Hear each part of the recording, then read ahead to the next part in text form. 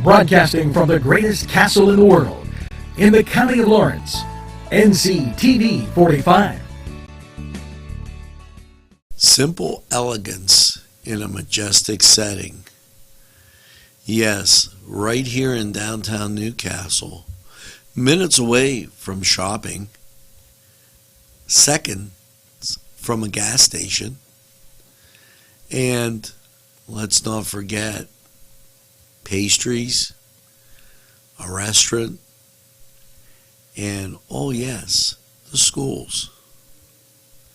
The majestic for that majestic lifestyle, right in the greatest castle, Newcastle. Come by and take a look. At our law firm, we see you. Come see us at lgkg.com.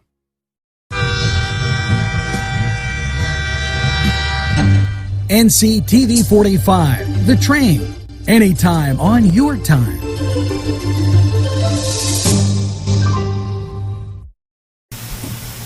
Hello and welcome to another Focus NC.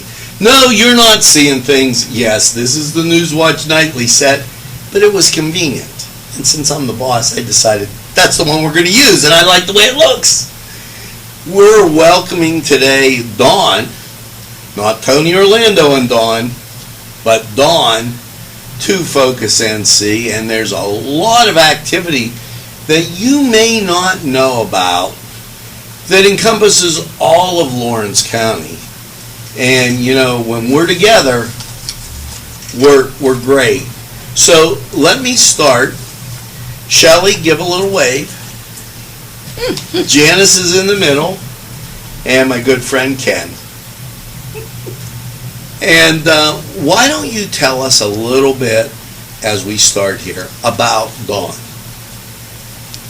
So Dawn is a very interesting company, has lots of entities in it, but the main focus is what Dawn stands for, Disability Options Network. And we have what's called a Center for Independent Living, and we have those in 7 counties in the Northwest region. And the focus is on advocacy with the goal of empowering people with disabilities to live as independently as they choose. We serve 7 counties. I will try to remember them. It's Butler, Beaver, Mercer, Lawrence, Armstrong, Westmoreland, and Allegheny. So there's a Center for Independent Living in all of those.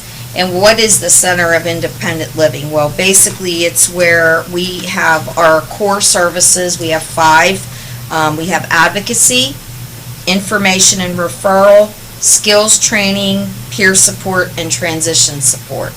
So if you were looking to call into Dawn to find out some information, we always try to guide all the consumers that call in towards the CIL. We call it the CIL, Center for Independent Living.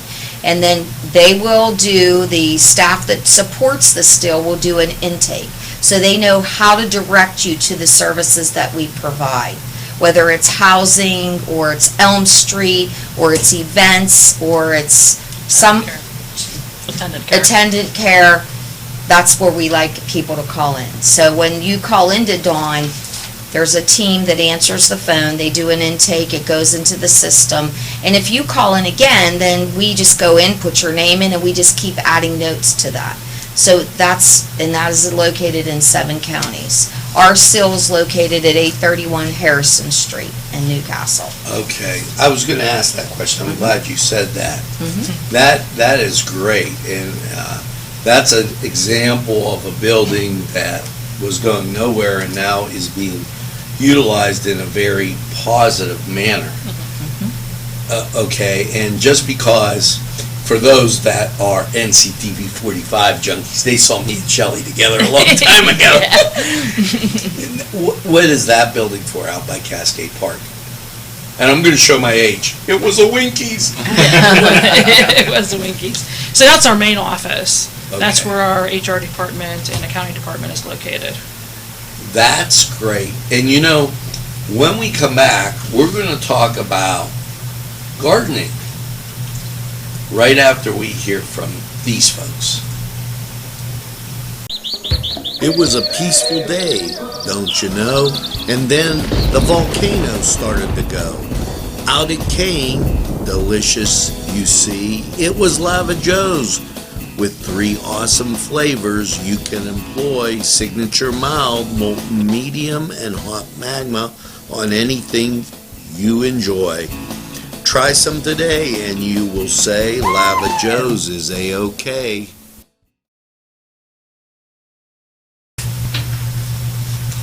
And we're back just like that. Now, I went to Union, and Union had a school farm. So I felt good when they always said you're outstanding in your field. But tell us a little bit about the gardening that Dawn is doing. Okay, well, there's 2 gardens. One is called the Lower East Side Community Garden. It has a Facebook page, and it bings on Google Maps. The address of it is 202 North Walnut Street here in the Lower East Side of Newcastle, Pennsylvania. So what we do there is we grow produce and we give it away 100% free.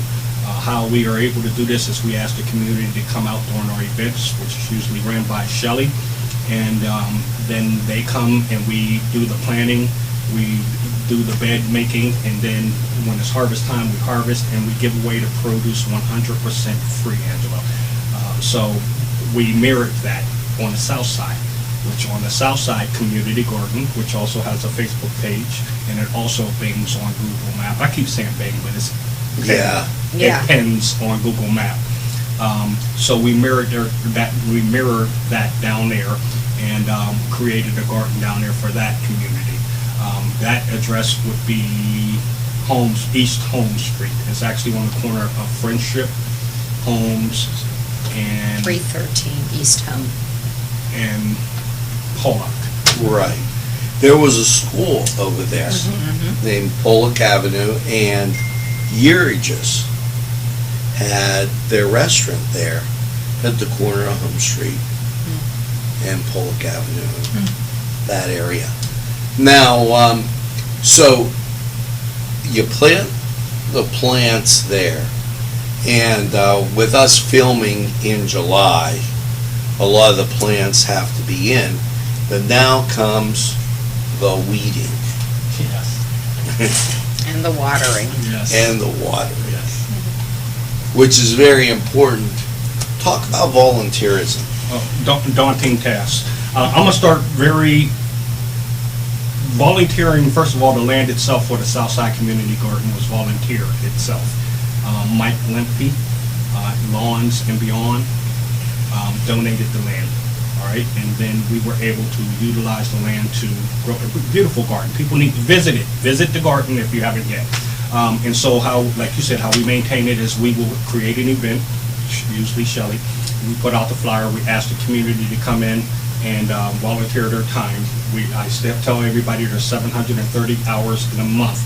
If you can't volunteer 2 of those hours to help your community, there's probably something wrong there. But we ask the volunteers to come out. And we usually get, I think our last event, we had 46 volunteers down at the Southside Community Garden. We were able to help Mary Burris and the Lawrence County Conservation finish up a rain garden, dry creek bed project that she had going on. We were also able to erect a rainwater collection unit that was sponsored, paid for by the Hoyt Institute. Kim Kohler-Jones has been excellent with supporting our gardens. And manufactured by the George Jr. Republic. So, and there's a lot of other hands. This is the Corey Kendall idea, and we brought it. So it's a water rain collection, beautiful butterfly. If people haven't seen that, they need to go see it. And when it rains, we collect the water and use that to water the plants. But we're also getting the help from the Newcastle Fire Department, who has been very instrumental in coming down and helping us keep these plants watered so we can give away these produce 100% free. That's a very good thought. You know, I made a little joke at the beginning, but all of the county schools, Union, Laurel was a merger, Mohawk was a merger, but they all had FFA, Future Farmers of America. A lot of them still have the greenhouses, and a lot of them still have, I know that Laurel Well, Laurel and Mohawk still have the program, and Mr. Lamb, he was a district justice.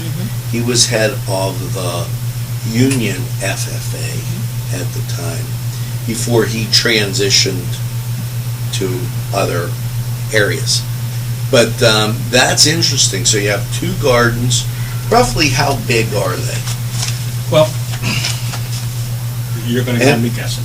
I know the one where we're planning on 2 city lots up on the Lower East Side community, at the Lower East Side, and then on the south side is slightly bigger than that, but we're not planning on all of the area. We're leaving an open area for recreation. We're also in the works with an organization, Victory, the Victory Church, who's recently come up here. Pastor Owens has really been great with coming up and helping us out with him and his volunteers, and we're looking for some future involvement with them to even build some areas up there. And anytime you have anything like that, if you get it to us, we'll put it out on Community Happenings and in Newswatch, and send us some pictures. We'll be glad to get it up for you. Okay. Now, and I'm real bad with dimensions, so you can't ask me how big anything is. Now, we're going to take a break here, and we're going to tell you where there's no nightmare on Elm Street. But let's take a break. We'll be right back. Gelateria is an authentic Italian gelateria and coffee bar. Established in 2018 by founder Alex Papa, this gelateria is excellent. And let's not forget the pastries, cannoli, tiramisu, baklava, and scones, but also, and very important, gelata. And they have paninis too. It's Papa's Gelateria, is located 318 Highland Avenue. They're open 7 to 9. We're back, and Freddy Krueger has left the building. We're going to talk about the Elm Street project. Now, I'm going to show you that on our segment right now. We'll take a look. This is the area designated behind the courthouse for the projects that Dawn is doing. And rather than me talk about it, I'm going to defer to Ken. So, Angelo, the Elm Street designation is like what I like to call it, is an area of the Lower East Side, Newcastle, Pennsylvania, and it has been designated by the state of Pennsylvania to give us aid in helping us revitalize that area. Now, Donna's in the Blueprint community have already previously been doing that since 2017, since they started building houses, since the first community gardens have been going up, and since the community programs, the other community programs like Neighborhood Watch and things like that have been happening since 2017. So what the Elm Street designation is allow us to get the foot up on grants and information and support from the state through the Pennsylvania Downtown Center, and it allows us to continue what we've been doing with Dawn, but even on a greater scale. And it's all encompassing. It has 5 different components to it. One is safe, clean, and green. Another is design. Another is neighbors and economy. And another is, the last one is image and identity. So we focus on these 5 areas and see how we can revitalize this neighborhood and bring it back to what it used to be back in the day. Right. It was a very successful neighborhood, because right below the courthouse, on the one side of Greek's House of Gold, there's a street called County Line Street. And that's where the county line actually ran, separating Mercer County and Beaver County. And the line, you could do something on one and run across the line, and then you were home free, I guess. But the river was changed a little bit too, because the County Line Street ran into the downtown area, but ran all the way out where you see it on County Line Street, that's just a continuation of the street out there by the Cascade Post Office. Now, I've seen some of the houses that were there. How many have been put together so far? Or maybe a better question is, how long does it take to get, we live in a microwave society where you push the popcorn button and in 10 seconds you got popcorn. You know, how long does it take to do something like that? Well, these are my numbers, so don't hold me to them. I believe that we have closed on 7 houses, and I believe there's 2 more that are close to being finished. We're looking for a few more, so the numbers are, I can't specifically give you a Right. number. I can't even tell you how long it takes. I know that some houses will take longer than others. We have a couple different models that we've been using, and that 2019 model, 2020 model homes. I can tell you that they're all accessible, that we're putting a lot more money into these homes than what we're selling them to the individuals for. They are going to individuals like people who may have went through a domestic situation or low income, persons with disability, a variety of areas that we're trying to get these homes into, the hands of. And it's convenient right there with the accessibility to downtown Yes. and the pharmacies. And I'm glad you mentioned that, because the Lower East Side also has what's called the hemp house. If you ever had that story, heard that story, you're probably under a rock. The hemp house is an amazing thing that everybody needs to look into. Matter of fact, they're running something on America by Design. So check out that, look for Little Newcastle, Pennsylvania on that great show, and give us a vote there. So it's the Hemp House Project, I believe is how they like it. Now, And it's within the Elm Street. to step back on that a second, we did here at NCTV 45, it was by dawn, and they had invited people in to talk about hemp and the different things that they use it for. Window sills, it's not just this one thing. It's multiple. Okay, and those were some facts that I pulled out of that by going. A lot of people might not be familiar with how hemp is used in construction, but it is, and I want to make that clear. And that's actually showcased at 506 Spruce Street. Okay, So that's where the hemp house, it's the PA Hemp House, and, when they go in to actually finish the house, they're gonna use flooring that was made out of hemp and a lot of different features. So that you really need to take a ride by, and that house, when it's completed, will be for sale. okay, 506 Spruce Street. Bruce Street. We're gonna have to get back to that. Now, we have to talk with some of our sponsors. And, Ken, do you have something to add? No, I'm good. We're gonna talk with our sponsors. We got lots of things to come back with. So just hang in there. We'll be back in a flash. This program sponsored by Lombardo's Apothecary, located at 1230 South Mill Street on the south side of Newcastle. Jim Micco and Sons, 347 East Washington Street in Newcastle, can service a lot of your lawn equipment. It's jimmickoandsons.com, their website, and you can email them at jimmickoandsons@verizon.net. Their phone number, 724-652-6911. Proud sponsors of community television in Newcastle.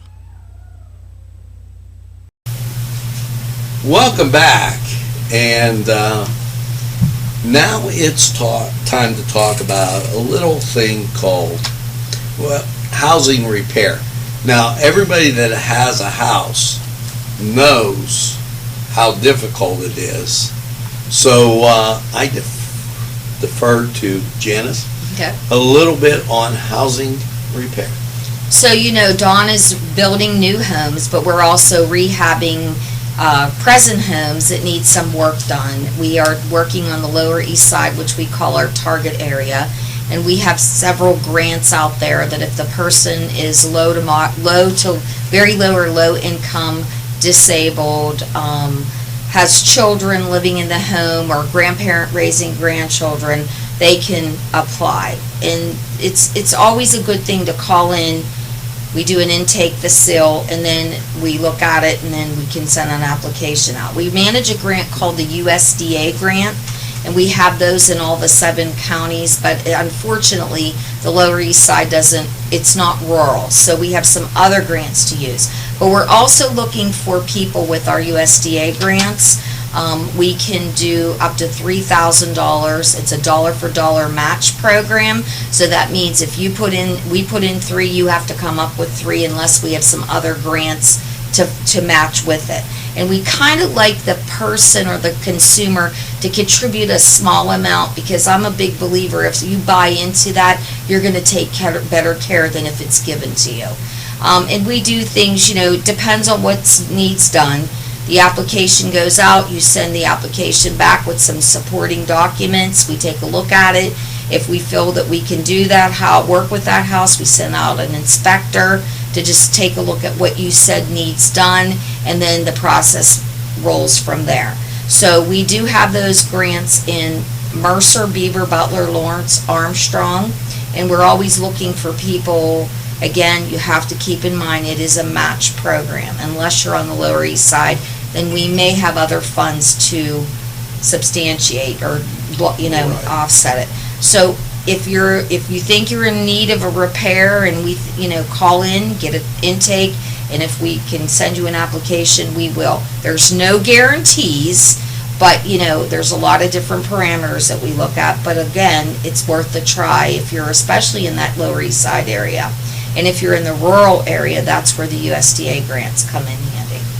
Now, yeah, the rural areas would be the other counties. Well, our county too. The rural areas in our county would be qualified for the USDA. And the income guidelines on this program is pretty high, so just don't think that you might make too much money. Fill the application out if you request it, fill it out, send it back, let them review it, let them tell you. And it's whether they can owner offer. occupied, so that means you have to live in the property and own the property.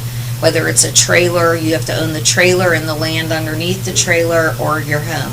If it's a rental property, you don't qualify for the program. See, and I'm glad you said that about income limits, because a lot of people assume Correct. Yeah, that they're already disqualified. correct. And that is not true.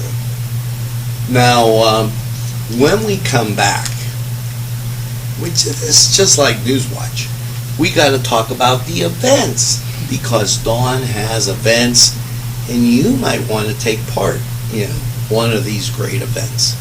We'll be right back. Today's programming is brought to you by NCTV45 and NC Radio 450, Newcastle's community television station. And we're back, just like that.